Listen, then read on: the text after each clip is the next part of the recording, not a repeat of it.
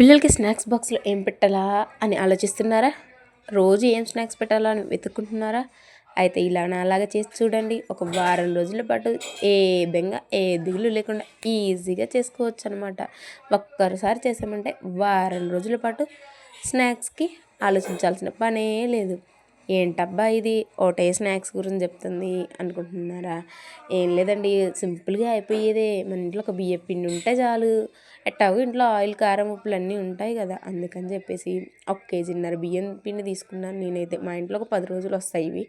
మా ఇంట్లో మేము అందరం తింటాం, పిల్లలనే కాదు.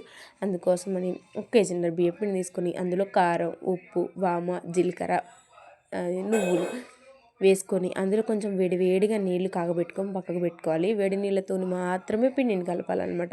అలా కలిపితేనే చాలా సాఫ్ట్గా ఉంటాయి అన్నమాట. అలా వేడి నీళ్ళతోనే కలుపుకొని ఎలా అంటే మనం చపాతీ పిండి కంటే కూడా చాలా సాఫ్ట్గా ఉండాలన్నమాట పిండి. ఇలా మెత్తగా ఉండాలన్నమాట. అలా కలుపుకోవాలి. ఇలా నేను పిండి కలుపుతుంటే ఈ గ్యాప్లో మా దగ్గరికి రావాలని చెప్పి చాలా ట్రై చేస్తున్నాడు. అలా వాడికి కూడా ఒక క్లిప్ తీసానమాట. ఇంకో మనం కలుపుకున్న పిండిని ఇలా గిద్దెలలో పెట్టుకొని ఇలా అప్పలు తీసే గంట ఉంటుంది కదా, దాని మీద చిన్న చిన్న షేపులు ఒత్తుకోవాలి. ఇలా ఒత్తుకున్నాం అనుకోండి, పిల్లలకి ఒకటి ఇచ్చామనుకోండి వాళ్ళే తినేస్తారనమాట. చాలా ముద్దుగా ఉంటాయి, వాళ్ళు పట్టుకోవడానికి కూడా చాలా నీట్గా ఉంటాయి అన్నమాట. ఒక్కటిస్తే చాలు, వాళ్ళు ఏమి ఇల్లంతా చిందరవందర ఖరాబ్ చేయకుండా తీసుకొని తినేస్తారనమాట.